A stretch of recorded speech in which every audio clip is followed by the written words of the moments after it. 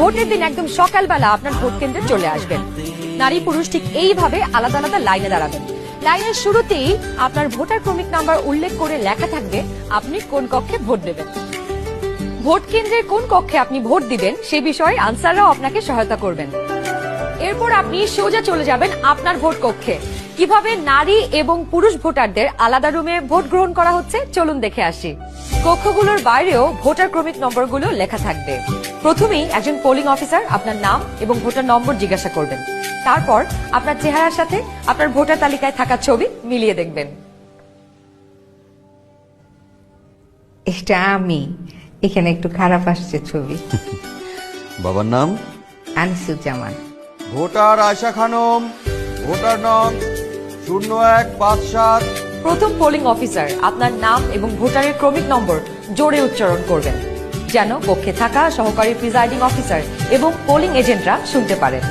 এরপর দ্বিতীয় polling officer আপনার আঙুলে অমোচনীয় কালি লাগিয়ে দেবেন। তারপর আপনি চলে যাবেন সহকারী প্রিজাইডিং অফিসারের টেবিলে। প্রিজাইডিং অফিসার আপনার ভোটার নাম্বার লিখে আপনাকে 2টো ব্যালট পেপার দেবেন। জানি এবার গণভোটের জন্য গোলাপি ব্যালট আর সংসদ সদস্য নির্বাচনের জন্য সাদা কালো ব্যালট। বাহ! ব্যালট পেপার নেবার সময় আপনাকে স্বাক্ষর করতে হবে। আপনি চাইলে টিপসই দিতে পারেন।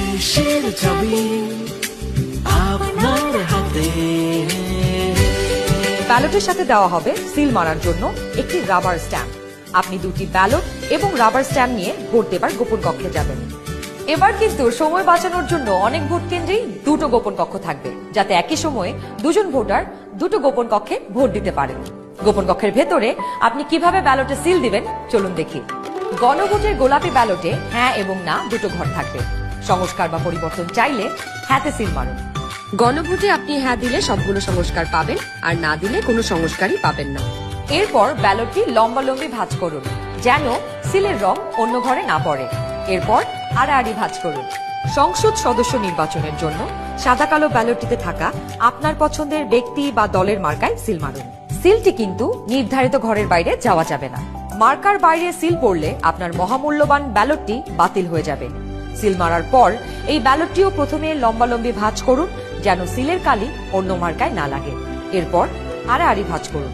এবার গোপন কক্ষ থেকে বের হয়ে স্ট্যাম্পটি সহকারী প্রিজাইডিং অফিসারকে ফেরত দিন এবং একই ব্যালট বক্সে 2টি ব্যালট পেপার ফেলুন। ব্যাস, হয়ে গেল একদিনে 2 ভোট। একদম সহজ, তাই না?